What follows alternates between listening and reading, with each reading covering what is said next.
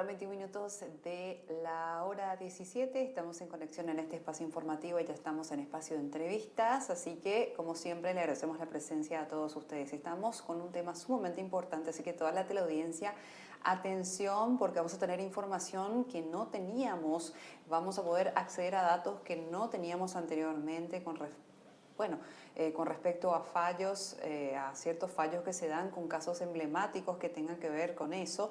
Ya está con nosotros y nos está acompañando, es un espacio muy importante, el profesor Matías Garcete. Él es docente e investigador de la carrera de Derecho de la Universidad Americana, también es doctor en Derecho, magíster en Ciencias Penales, también es juez y por supuesto hay una conexión importante con nuestro medio, ya que él tiene una columna ya en la parte de delitos económicos aquí en 5 días. Así que de esta forma nosotros le damos la bienvenida, vamos a tocar, o mejor dicho, él nos va a instruir y va a compartir con nosotros la información con respecto a la competencia especializada en delitos económicos y corrupción. Bienvenido, muchas gracias por estar con nosotros, doctor. Muy buenas tardes, antes que nada muchas gracias Nadia por el espacio, también un cordial saludo a todos los que nos están viendo.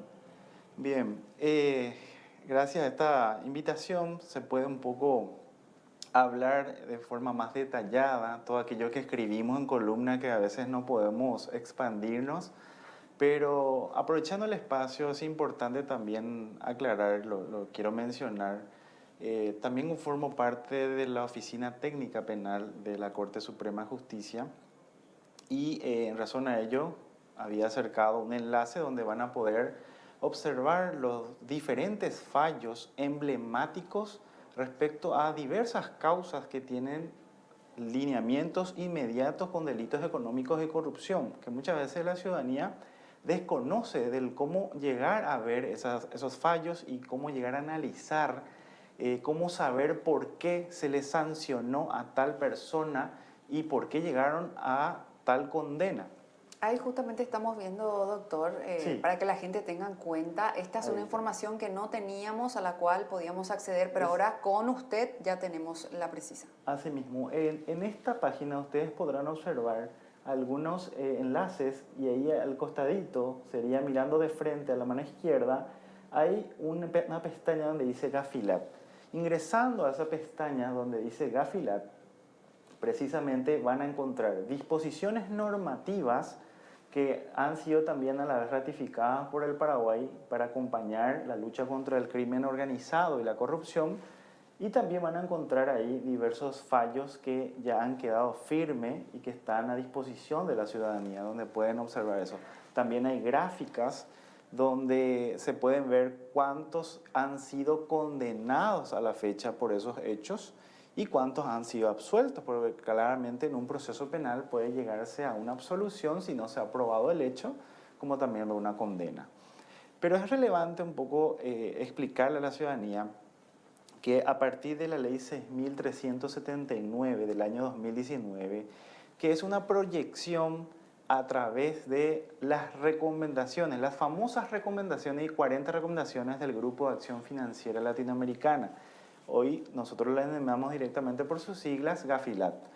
Gafilat le ha impuesto esas recomendaciones al Paraguay y es así que tenemos que remontarnos al año 2018 cuando se han presentado 13 anteproyectos en ese momento de antilavado, le habían llamado paquetes antilavado.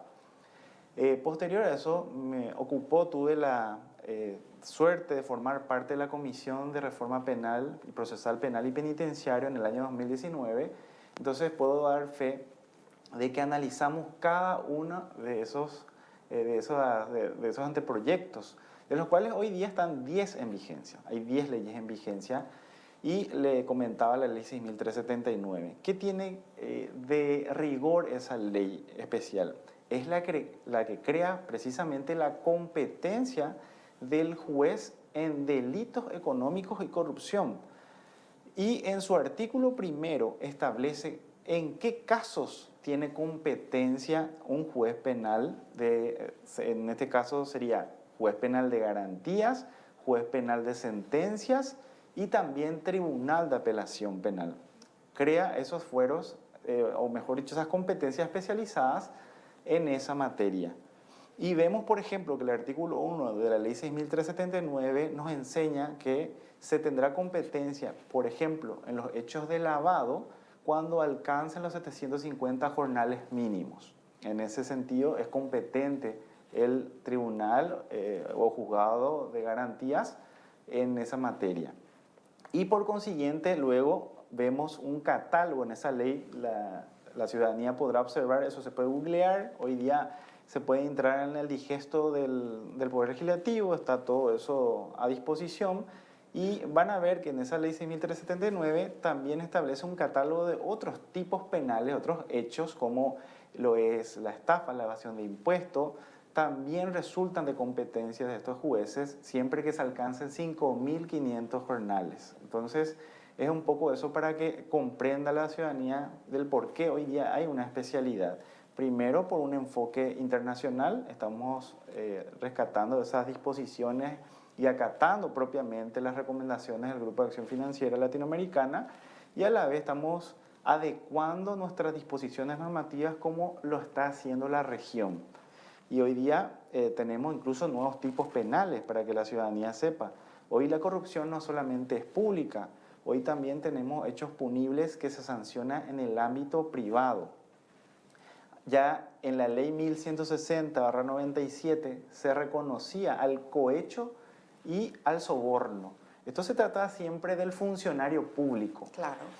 Hoy día eso se amplía porque el Grupo de Acción Financiera nos revela de que la corrupción está en un todo, y hoy día nosotros tenemos un capítulo especial donde establece el hecho punible contra la competencia, que hace un poco a la confianza financiera.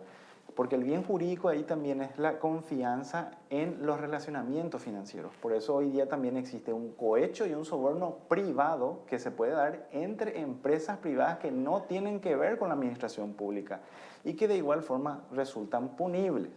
Entonces la ciudadanía tiene que saber, y muchos que están en temas de microempresa, en empresas propiamente, que de repente ven relacionamientos con otras empresas, dejando de lado la posibilidad de ingreso económico a otras, pueden llegar a ingresar a esos tipos penales si se dan los presupuestos de los verbos rectores que están en esos tipos penales. ¿Cuál es la situación actual de nuestro país también con respecto a esta nueva competencia que se está instalando?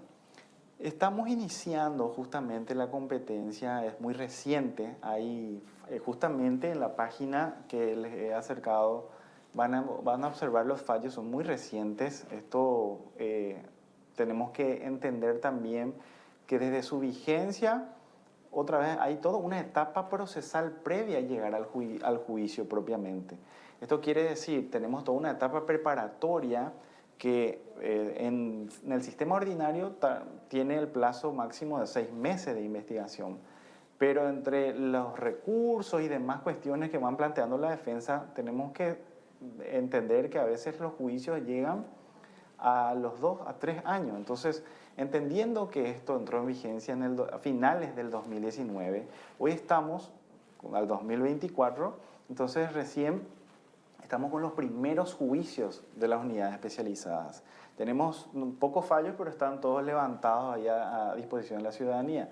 Pero estamos viendo que cada vez más esta especialidad se vuelve mucho más compleja y técnica.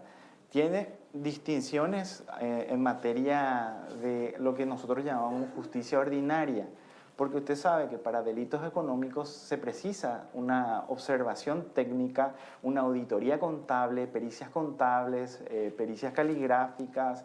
Existe un sinnúmero de elementos probatorios que hay que ingresar dentro de una investigación propiamente de esta calidad.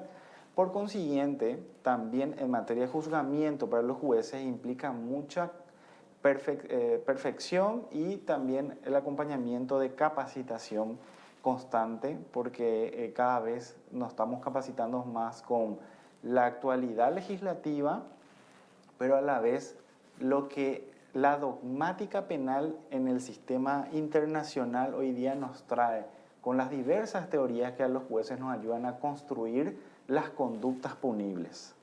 Pero también le consulto cómo fortalece nuestro país esta capacidad en los tribunales, por ejemplo.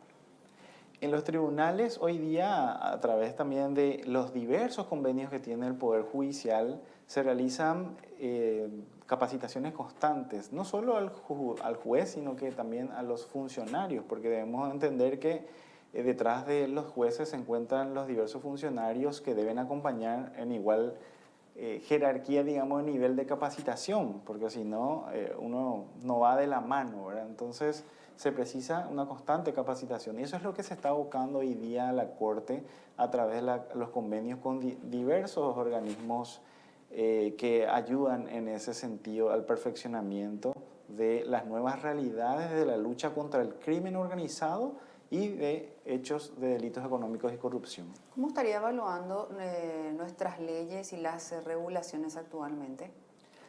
Las regulaciones normativas, me dice. Sí.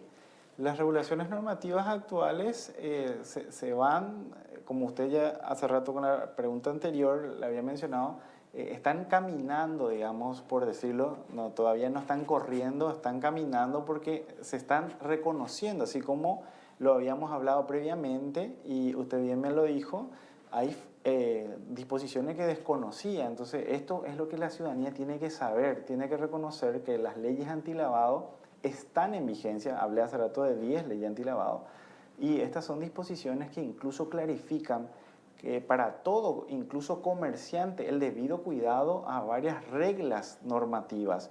Por ejemplo, la evasión de impuestos hoy día, a partir del año 2019, es un delito precedente, es un hecho precedente de lavado de activos.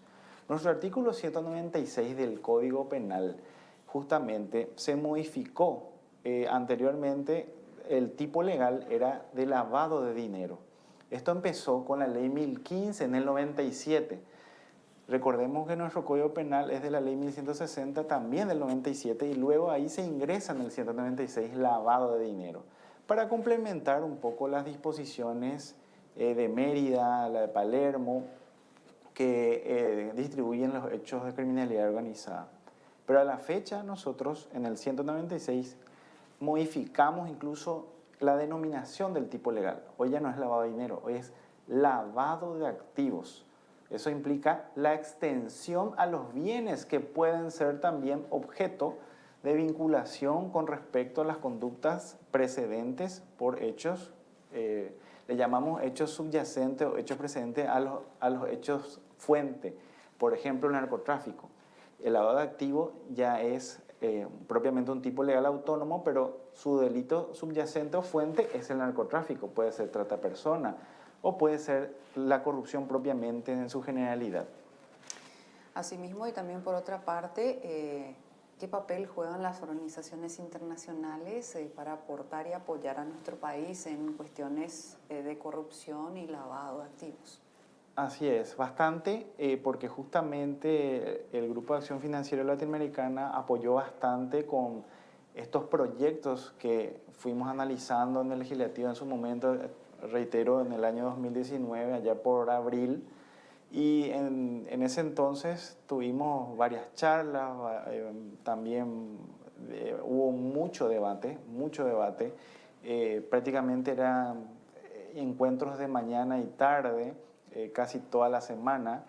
Y hoy día los organismos ayudan bastante con diversas cuestiones propias, como ya dije, la capacitación u donaciones propiamente de recursos, que también es algo necesario, ¿verdad? Como cuestiones técnicas.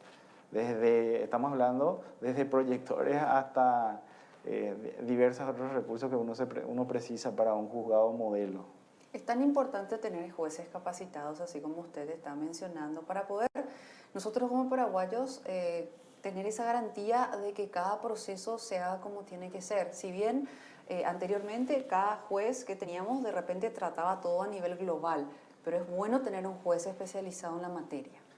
Asimismo, como usted dice, justamente eso es lo que advierte el Grupo de Acción Financiera Latinoamericana, digo bien, que uno no puede abarcar todo. Entonces, en esa necesidad de especialidad, de mejor control, mayor intromisión, digamos, dentro del ámbito de la conducta punible, realmente se precisan especialidades. Entonces hoy día nosotros estamos cumpliendo, tenemos juzgados especializados en delitos económicos y en crimen organizado. Entonces vamos cumpliendo como Estado en ese parámetro al menos dispositivo de la especialidad de los jueces. Y es muy importante porque eso viene tanto en el contexto como reiteramos la capacitación y por sobre todo es una integridad que forma como propiamente al juez, porque necesitamos jueces honestos justamente en esos lugares tan específicos y tan especiales. ¿Cómo se protegen los intereses públicos y privados también, más que nada, en ese proceso de competencia de delitos económicos y corrupción?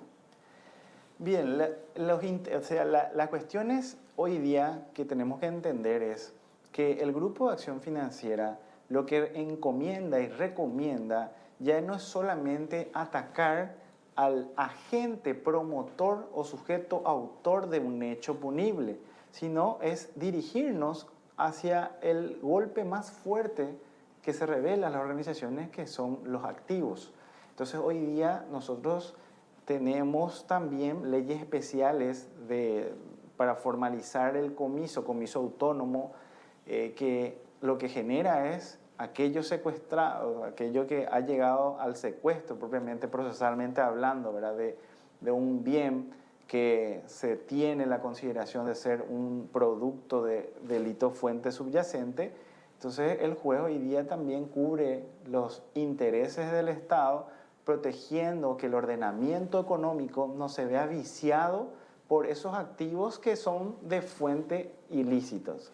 Y a la vez con el comiso sanciona que esos activos pasan al Estado y se le sanciona a la gente y a la vez se comisa todos sus bienes que fueron resultado de los hechos punibles. ¿Cuántos casos de delitos económicos y en la competencia, por supuesto, ha manejado a lo largo de su carrera? Bueno, nosotros estamos conformados, particularmente mi persona, yo estoy desde el año pasado integrando la especialidad de delitos económicos. Debo resaltar que a partir de este año estamos ya con dos, en mi caso, digamos, con dos tribunales permanentes. Uno que es el primer turno y el otro el segundo, en el cual yo conformo con otros dos miembros, porque ambos son colegiados. Entonces, desde este año tenemos propiamente tribunales permanentes. El año pasado yo integraba como suplente, porque a la vez tengo otros juzgados, ¿verdad? Pero a la fecha estamos ya integrando como tribunales permanentes. Esto es ya desde febrero de este año ya tenemos cubiertos los tribunales permanentes, tribunales de sentencia, delito económico de corrupción, tribunales propiamente de crimen organizado y así también un tribunal de apelación, como también jueces de ejecución. ¿Por qué es importante trabajar con otras jurisdicciones a la hora de estar ante un caso y, por supuesto, darse esa investigación? El sentido de la particularidad de delitos económicos lo que implica es una materia muy específica, tiene una jurisdicción autónoma. ¿Por qué? Porque incluso se habla, y es lo que justamente yo integro en las diversas columnas que suelo presentar, integro un poco lo que se llama hoy día el expansionismo penal. ¿Qué es el expansionismo penal? Es aquello que nos hace notar que ya no solamente estamos analizando la conducta aquella que antes era reconocida como el que matara a otro. Hoy día estamos analizando conducta de aquel funcionario extranjero que soborna a una autoridad propia del Estado. Entonces, es decir, las conductas han variado y en ese orden también los bienes jurídicos se han ampliado. Y eso hace que hoy tengamos al derecho penal clásico, como algunos le llaman, y tenemos al derecho penal económico. Y en ese derecho penal económico se denota su fase de autonomía e grado de importancia que cubre todas estas aristas que muchas veces se desconocen. Incluso le digo abogados, porque yo también soy docente de posgrado y muchas veces desconocen esa materia autónoma del derecho penal económico. ¿Qué consejo le daría a las personas o a las corporaciones para que no tengan problemas legales con todo lo que tenga que ver con la competencia y también la corrupción? Esta pregunta es muy interesante porque esto viene de la mano con varias cuestiones que se sucedieron a lo largo de la historia del derecho penal económico y en diversos casos emblemáticos. Se pueden citar varias, pero para no omitir ninguna, me voy al caso concreto de revelar la importancia de lo que implica un compliance program. Eso es lo que implica que también el sentido del derecho penal económico razone en que los programas de cumplimiento, así como el razonamiento por parte de los compliance officers, los oficiales de cumplimiento de estas empresas, tengan a bien precautelar los ordenamientos internos e internacionales para evitar caer justamente en responsabilidades penales. Entonces, hoy día se recomienda esa aplicación del Compliance Program para las empresas, evitando los sucesos que después van a llegar a ser evidenciados y va a resultar en un procesamiento. ¿Cómo se mantiene al día con el cambio de las leyes y también en la forma correcta de la aplicación? Eso tiene que ver mucho con mi categoría de investigador docente en la Universidad Americana, en la Facultad de Derecho. Justamente uno de los roles del investigador es la actualidad constante, la actualización constante normativa. Y por consiguiente, principalmente yo como juez de sentencia en delito económico y corrupción, tengo que estar directamente abocado a no solamente la actualización legislativa, sino la jurisprudencial, que eso viene de nuestra Corte Suprema de Justicia. Entonces, también es importante que los jueces reconozcan lo que se entiende como precedente de jerarquía, que es las últimas disposiciones, que sean por acordada, porque es una atribución de la Corte, o por disposiciones resueltas en fallos jurisprudenciales que dan pautas hoy día a los jueces a cómo razonar e interpretar. Perfecto. ¿Alguna otra información que quiera compartir con todos los televidentes en este espacio antes de cerrar la conversación? Bien, además de esto, desde ya también está un poco la invitación de seguir la lectura, ¿verdad?, de las columnas. Estamos siempre con 5 días aportando las actualidades en materia de derecho penal económico y los diversos delitos que hoy día se van construyendo por la diversidad, porque siempre digo que la comodidad conlleva también la peligrosidad. Esto implica, hoy día en la palma de la mano tenemos la posibilidad de hacer una transacción, entramos a una aplicación propiamente de alguna financiera, un banco, y no es tan fácil generar la transacción. Pero usted sabe que hoy día nosotros tenemos, por ejemplo, el phishing, tenemos el carding, tenemos el scam, el skimming propiamente. Entonces tenemos una diversidad de nuevas conductas que se van creando conforme a lo que se conoce como sociedad de riesgo. Entonces hay que precautelar que estamos en una sociedad de riesgo, que estamos cómodos con estas cuestiones de pagar desde el celular, pero también tenemos que razonar hasta dónde viene el grado de peligrosidad y precautelar eso, como también entender que podemos ser penalmente responsables al momento de caer en alguno de estos hechos fraudulentos. Claro, hay que ser responsables por sobre todas las cosas para poder ser ciudadanos de bien y estar tranquilos. Así que bueno, no queda más que agradecer su presencia y bueno, queremos saber cuándo leemos su artículo, y por supuesto seguramente ya esta semana vamos a estar teniendo la oportunidad.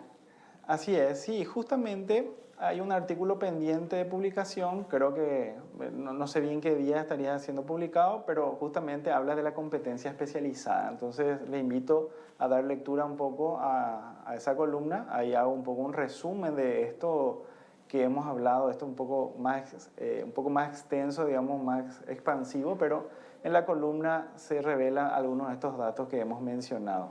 Ahí vamos a, como se dice, a educarnos más en esta materia tan importante, en la materia legal, en la competencia, por sobre todas las cosas. Así que le agradecemos este tiempo que usted se toma, no solamente para compartir con nosotros en este momento, sino en escribir para educarnos, por sobre todo. Así que le deseo el mayor de los éxitos. Muchas gracias, muy amable, y gracias nuevamente por la invitación. No, por favor, esta es su casa. Le esperamos en cualquier momento para discutir alguna de sus columnas o, por qué no, temas importantes para la sociedad con respecto a la competencia y a la corrupción. Así que éxitos totales y feliz resto de jornada. Igualmente, muchas gracias a todos y a todas. Agradecidos por la presencia, ya estuvo con nosotros el profesor Matías Garcete, él es docente investigador de la carrera de Derecho de la Universidad Americana. También es doctor en Derecho, magíster en Ciencias Penales a tener en cuenta y así como les estaba mencionando, tiene también su columna aquí en nuestro medio digital sobre corrupción y delitos económicos. Así que bueno, atención con el próximo artículo que ya va a salir en esta semana de competencias un poco más amplio de lo que nos estuvo conversando. Aprovechamos para establecer un pequeño corte, a la vuelta regresamos con más.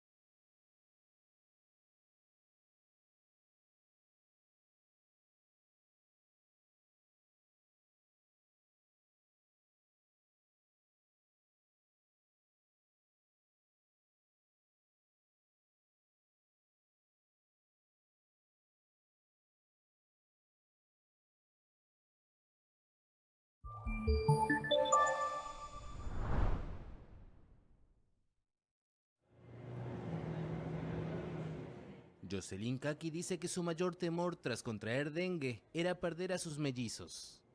Con 15 semanas de gestación, esta joven de 32 años lleva internada 5 días en un hospital de Lima, donde decenas de pacientes infectados son atendidos cada día. Es horrible tener el dengue en el cuerpo, es feo. No sé cómo me he contagiado, la cosa que el dolor fue en las piernas, la cadera, la columna, dolor de cabeza. Yo pensé que que estaba trajinando mucho por lo que estoy embarazada. El dengue es una enfermedad viral potencialmente mortal que se contrae por la picadura de mosquitos. Y aunque no se transmite entre los humanos, las embarazadas corren un posible riesgo de contagio a los bebés. Perú registra 147 muertes por dengue y más de 155.000 casos notificados al 17 de abril, cifras ampliamente superiores a las del mismo periodo de 2023. En el Hospital Sergio Bernales del distrito de Comas se han atendido entre enero y abril 2.200 personas. A la fecha tenemos un más de 200% incremento de casos, ¿no? Las altas temperaturas ocasionadas por el fenómeno climático El Niño entre mediados de 2023 y marzo de 2024 favorecieron la proliferación del mosquito Aedes aegypti, que transmite la enfermedad.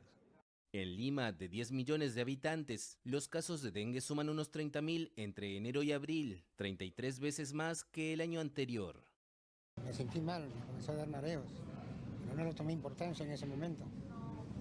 Después ya de unas cuantas horas comencé a sentir ese dolor de cabeza, mareo, dolor del cuerpo, de los huesos. Y después ya de 2 o 3 días comencé a botar sangre. Un poco de temor por mi vida, pero ahora que estoy acá ya estoy más estabilizado, me siento mucho mejor. La grave situación llevó al gobierno peruano a declarar en febrero la emergencia sanitaria en 20 de sus 25 regiones. El Ministerio de Salud ha realizado acciones de control larvario y fumigaciones para combatir el mosquito. El pesado endeudamiento que enfrentan los países en desarrollo puede ser aliviado con medidas fácilmente disponibles. Así lo afirmó la jefa de la Conferencia de las Naciones Unidas sobre Comercio y Desarrollo, la ex vicepresidenta de Costa Rica, Rebecca Greenspan, en entrevista con la AFP. Creemos que estamos en una crisis de deuda, pero ¿por qué no se siente? Esa es realmente la pregunta. Y de lo que en cierto modo tenemos que ser conscientes es de que los mercados no están en apuros, la gente lo está. En 2022, último año para el cual hay estadísticas claras, un informe del organismo indicó que los países en desarrollo pagaron a sus acreedores casi $50.000 millones más de lo que recibieron en desembolsos frescos. Los mercados no están sufriendo una crisis de deuda, es cierto, porque los grandes países no están en un problema de deuda ahora mismo. Son los países pequeños y medianos que no mueven los mercados los que están en apuros o en una situación en la que están gastando más en su deuda que en el desarrollo humano, en salud o educación. La funcionaria explicó que el dinero fluye de los países que lo necesitan a los que no. Tenemos flujos que van del sur al norte. Yo digo que es como una transfusión de sangre inversa. La conferencia calcula que actualmente hay 52 países que están en una crisis de deuda o al borde de una crisis de deuda. La funcionaria abordará este tema en Washington durante las reuniones de esta semana del Fondo Monetario Internacional y el Banco Mundial. Greenspan exaltó los esfuerzos por reducir el peso sobre los países que buscan ayuda, incluyendo un llamado del FMI a acelerar los mecanismos de alivio de deuda. Sin embargo, dijo, a largo plazo se necesita un mecanismo estable de reestructuración de deuda acordado internacionalmente.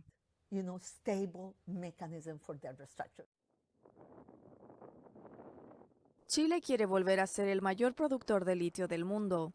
Para ello diseñó una alianza público-privada que busca ampliar la explotación de este mineral valioso para la transición energética. En ese marco está un reciente acuerdo entre la estatal Codelco, la mayor productora de cobre del mundo, y SQM, firma privada líder en explotación de litio. La alianza busca duplicar la extracción en el Salar de Atacama, una de las reservas más grandes del mineral en el mundo, y el lugar en donde Chile explota todo el litio que exporta. Así lo afirmó el ministro de Hacienda, Mario Marcel, en entrevista con la AFP. La producción de litio de Chile de aquí a finales del actual gobierno aumente en cerca de 50% y luego se pueda duplicar en el plazo de 10 años. Al ocurrir eso, Chile va a retomar exactamente el lugar que tenía en